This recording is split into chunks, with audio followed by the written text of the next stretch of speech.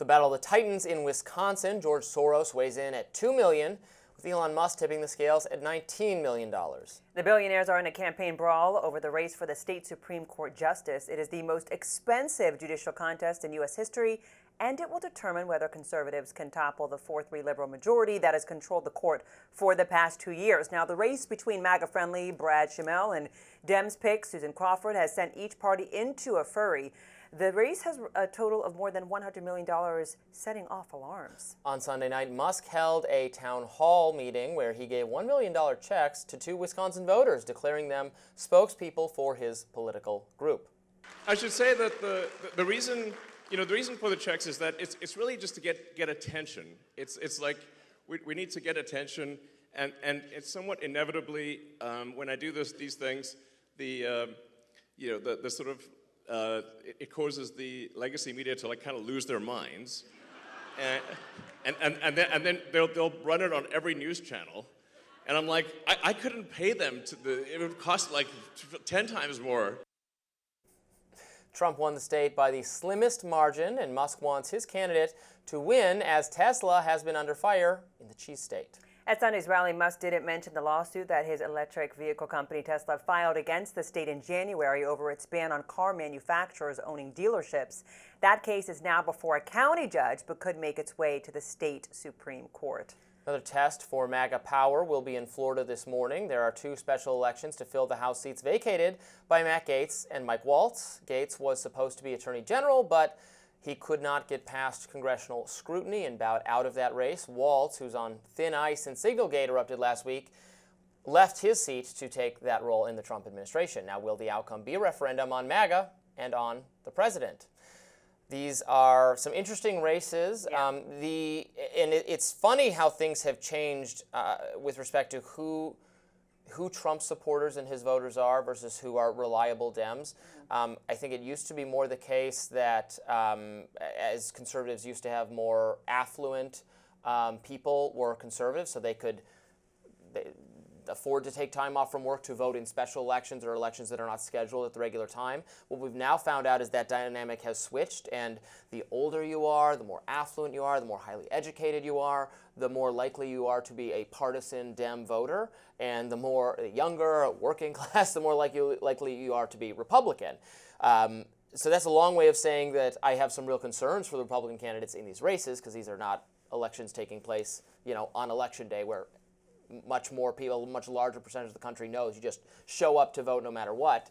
And so they could be in some difficulty, which is why I think Elon and others are trying to draw attention to this, to remind Trump supporters the importance of installing or maintaining conservatives in these positions. And if we take a look, more of a 360 view on this whole race, the state Supreme Court, and we look at cases that they decide on, abortion, redistricting, what Elon Musk and what Trump are really looking at is, okay, who's going to control the House? And, the influence that this is going to have on midterms and the next election that we have, the big election. So I think that they're looking at this and they're thinking, look, $1 million for Elon Musk, we know is a drop in the bucket. And they're looking at power.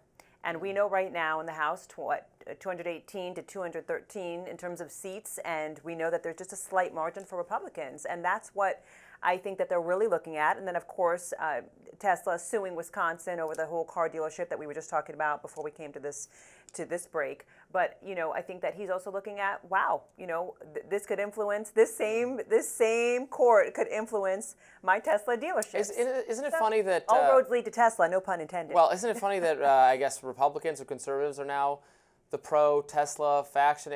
Up until yesterday, it was Democratic leaders trying to shove Teslas down our throats. So at every, when we're talking about high gas prices, anytime that voters were complaining about high gas prices for the last couple of years, it's been, well, why don't you try getting a Tesla? That's what Jennifer Granholm, my former governor, I used to live in Michigan, would say. Pete Buttigieg would say that. Hey, have you tried an electric car? It's good for the environment. Now liberals are going from Tesla dealership to dealership, setting them on fire in protest. Yeah, it's what an about face by all things going on, and they're looking at, of course, I think what Democrats and progressives are looking at is the way in which Elon Musk is, this advisor, but not given this role but not appointed by Congress, and then has all of this power, and then throwing all this money toward Trump and the campaign. It's so much, and then the layoffs. And I think a lot of progressive Dems are looking at the layoffs and saying, even right now as we speak, right, and this show is right now being taped, but as we speak, we're looking at public health agencies and so many nervous employees on edge about potentially thousands of jobs being cut. And we have no real tracking system that exists right now under DOGE to tell us, the American public, who's being laid off and what exactly is happening. We've got other outlets who are keeping track of this. So I think when people think of Tesla, they're thinking of Elon Musk, and they don't, it's branding. It's branding at its core. They don't like the brand and what it stands for and what it exemplifies. And to your point, they did like the brand and what it meant just a year ago, well, 6 months ago. Just different people like it. Sure. It's sure. Elon was You're right, was not a hardcore political figure until the last couple years. He rebranded. He has himself. Well, it wasn't just rebranding. I think he had a fairly sincere political conversion to the. I mean, I can't. He's got money in hearts, government I don't know. contracts. Well, money. It's money. I don't think it's just. I mean, he always had power. It's money. It's so much money in government contracts. Yeah. Well, it's okay. Yes, but I think. I mean, also he had the experience with one of his many children. Became trans, and they had a falling out over that, and that seems to have motivated him in a socially or culturally conservative or just hostile to cultural leftism. So I think that was a pretty sincere ideological change on his part. Yeah, I'm not being naive. I know he totally has lots of financial interest in which administration is doing what and contracts and all that, but I think he also just became a more politically cognizant and motivated individual over the last few years. I think that's why he bought Twitter in the first place, is to have more control over this useful megaphone for the right. And as a result of that and the money he spent, honestly, I think Twitter was the more important thing versus the money he gave to the Trump campaign. Yes, he's a very prominent, I would say he is the second most important conservative leader after Donald Trump himself at this moment. And that's what his money and his influence has gotten him. Now, you can like that or not like that. Most Democrats don't like that. About half the country doesn't like it. The other half wants to see government agencies fire people who are not essential, to shrink government, the size of these agencies, or get rid of them entirely. That has been a conservative dream. That's something Republicans have run on doing since the days of Ronald Reagan, and yet have never successfully done. For the first time, they're actually doing what they promised their voters they would do. Okay, one could argue that not every government employee is critical, but one, it's the way in which they're doing it.